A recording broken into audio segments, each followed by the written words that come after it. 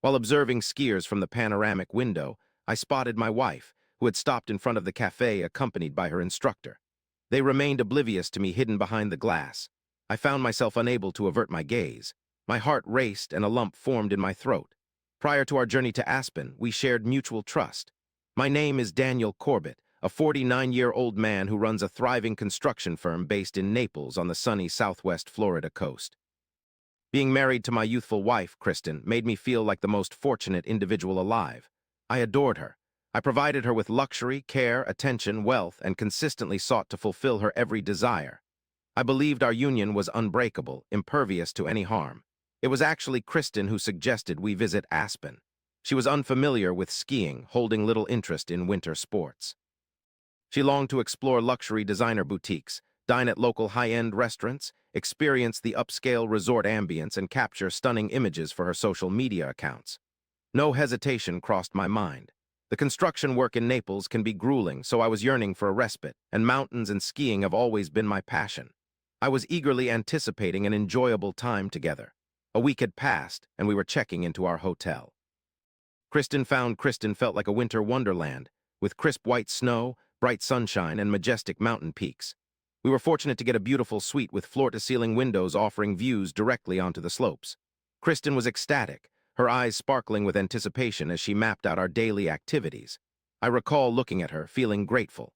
At that moment, I had no idea that this trip would subject our marriage to the most agonizing trial of our lives.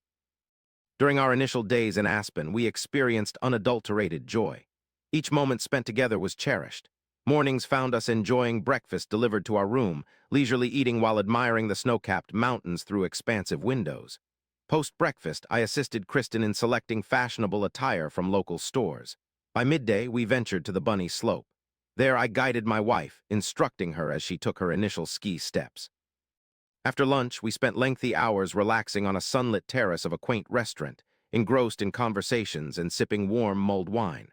On the third day, during a regular run, I suffered a fall that damaged my knee ligaments. A local physician bandaged my leg tightly and advised against skiing. Kristen was distressed and adamantly chose to remain by my side, preferring to stay in the room with me. I didn't want her spending her vacation confined indoors, so I persuaded her to step outside. After some hesitation, she consented to take a walk. The following morning, however, I observed an unusual change in my wife, who typically sleeps until noon. Instead, she woke up at 6 o'clock sharp. She hastily applied minimal makeup and prepared to leave, suggesting a sense of urgency. Given that the ski lifts and stores in Aspen didn't open until 9, I found her eagerness puzzling. Intrigued, I sat up and asked, "Darling, what's the rush?"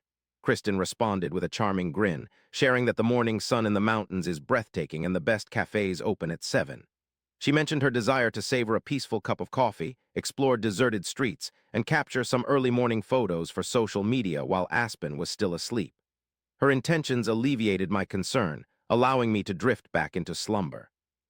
The following day, a 3-hour work Zoom conference with my construction firm's partners was lined up, even during our vacation in Florida. Despite the distance, I needed to dedicate some time for work. Just before the call began, I dashed into the bathroom to freshen up.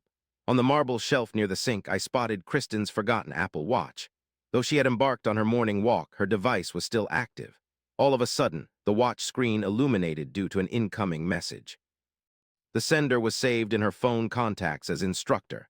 The text was brief and direct. "I am already here waiting." A plethora of questions swiftly swirled in my mind. I grasped that Kristen had employed a professional ski instructor.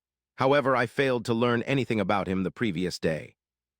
Why had she concealed this from me? Her secretive actions felt unusual and odd, particularly for us, but at that moment the screens of my coworkers were appearing on my laptop.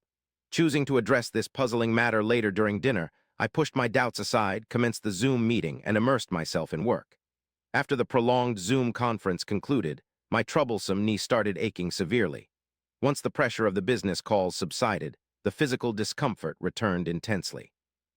I contacted the hotel concierge and requested ice and potent painkillers to be delivered to our suite. Soon, the pain eased slightly, yet the confines of that lavish room grew suffocating. The space felt claustrophobic. I resolved to take a cautious, slow stroll towards the nearest welcoming coffee shop located near the ski lifts. Desired to sip hot coffee at a window-side table overlooking the winter resort, I sought tranquility as I watched skiers gracefully descend the slope. As I settled, my attention was captured by the crowd. Unexpectedly, amidst the kaleidoscope of skiers, I spied my wife, Kristen, accompanied by her fit ski instructor. They just glided to a halt right before my window next to wooden gear racks. Unaware of my presence behind the tinted glass of the coffee shop, I found myself fixated on them. The young man assisted Kristen in unclasping her bindings and removing her skis. With assuredness and affection, he placed his arm around her waist, guiding them towards the bustling pedestrian area filled with high-end eateries. In a blink, they vanished around the ski lift building's corner.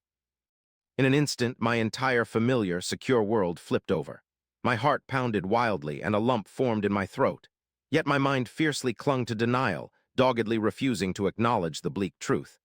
I returned to the hotel, feeling as if everything within me was ablaze with this agonizing uncertainty. Each step was an effort, not due to my aching knee, but because I couldn't accept what my eyes had witnessed. The thought of Kristen cheating was unbearable, and I frantically tried to rationalize the scene at the ski lifts.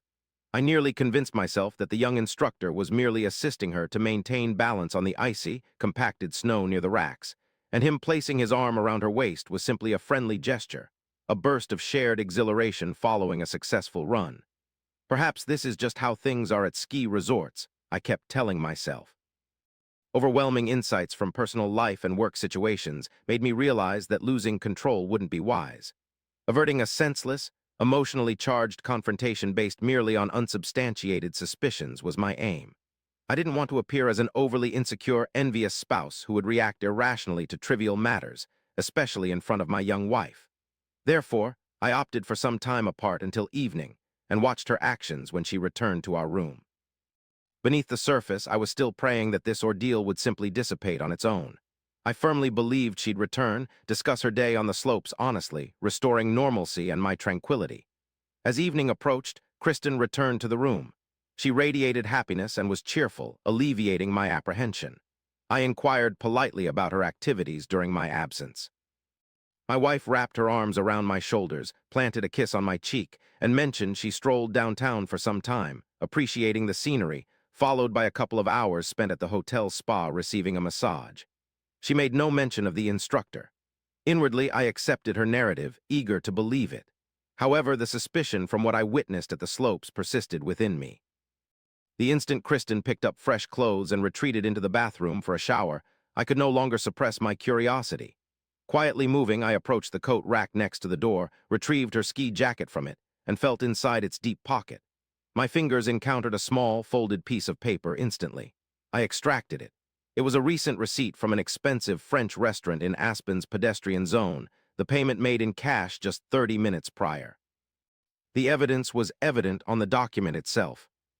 2 glasses of costly white wine and 2 top-notch ribeye steaks exposed her deception about a peaceful solo afternoon at the hotel spa. At that particular moment, the final remnants of my beliefs crumbled. There was no reversing course. The pieces of the puzzle fell into place, leaving me with an icy, hollow feeling. Upon exiting the bathroom, the room was eerily quiet. I moved towards the wooden table and placed the restaurant receipt I'd found in her jacket down gently. Looking her directly in the eye, I calmly conveyed that I had seen her earlier that day at the ski lifts with the young instructor. I didn't escalate my tone. Instead, I asked her frankly why she felt compelled to conceal this individual and lie about spending the afternoon alone at the SBM. My wife stood frozen, paling in response. Kristen failed to refute the claim or manufacture fresh explanations. Straight away, she began weeping sincerely, expressing remorse over her actions. In a shaky voice, she attributed everything to the carefree atmosphere of the resort, an imprudent flirtation sparked by sudden ennui and the man pursuing her. I remained silent, suppressing the turmoil within me. My reaction was composed and controlled. For me, mutual trust is the bedrock of a family. Currently, that trust has been shattered. Tomorrow, we'll be returning home to Naples to cut our vacation short. We're going to give our marriage 1 full year. If I can't regain my trust in you, we'll amicably separate according to our prenuptial agreement, with no rancor and no legal battles. My wife accepted my terms unreservedly, willing to do whatever it takes to rectify her mistake. That difficult conversation marked the beginning of a complete overhaul of our relationship. We left for Florida the following day. Our extravagant winter vacation was spoiled. Behind us stretched the snowy peaks of Aspen. Before us lay a lengthy, difficult stretch. Upon returning to Naples, the most taxing and draining phase for our family ensued. To prevent frequent encounters and provide room for solitude, we decided to occupy different bedrooms in our spacious home. The initial months sharing the same roof were intolerable for both of us, filled with an oppressive, frosty tension. It required immense effort to suppress daily snide remarks, petty suspicions, and the urge to monitor her every action. Kristen, conversely, demonstrated remarkable resilience.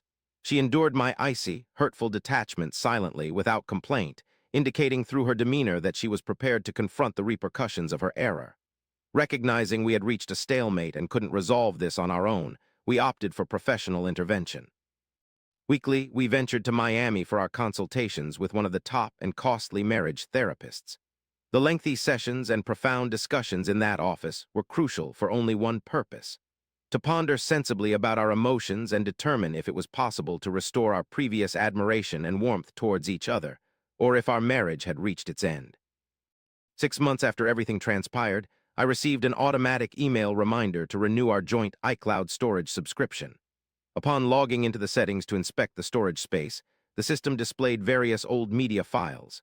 As I scrolled through the archived folders, I halted before my laptop screen. There amongst those files was a brief video that the ski instructor from Aspen had shot and sent to my wife while we were there. In this 30-second clip, he was snowboarding down a challenging slope, demonstrating tricks against the picturesque backdrop of the mountains. In conclusion, he offered a large wave to the camera, signaling an invitation for my spouse to a holiday in Aspen named Trevor. From the soundtrack or file details, I discovered his name at last. In that instant, I unexpectedly found myself not stirred by any remnants of my former anger or distress. No resentment bubbled up, and my heart didn't quicken with jealousy. Instead, I lifted my gaze from the screen to watch my wife comfortably seated in our living room, feeling tranquil. At that moment, it struck me: her genuine efforts over 6 months to rectify her mistake and regain my respect had effectively outweighed that fleeting mountain escape.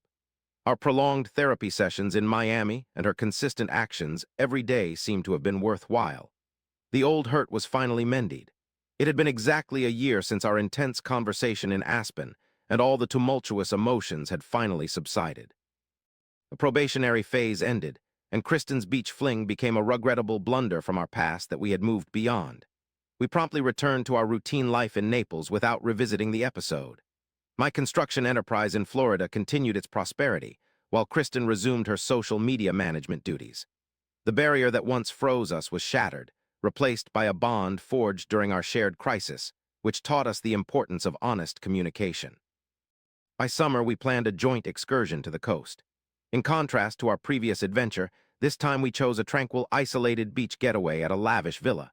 We eagerly anticipated the soothing sounds of the sea and leisurely strolls on the sandy shore under the warm southern sun. This trip would exclude snow-capped mountains, treacherous slopes, and young instructors, offering us only the vast ocean and our optimistic gaze toward our shared future. Relationships with significant age differences incur unspoken costs. A senior man may overlook the downsides when treating his younger spouse to an expensive getaway in Aspen, but disregard for responsibility, impulsiveness, and a hunger for social media validation are common traits among youth. However, this particular individual managed the situation admirably.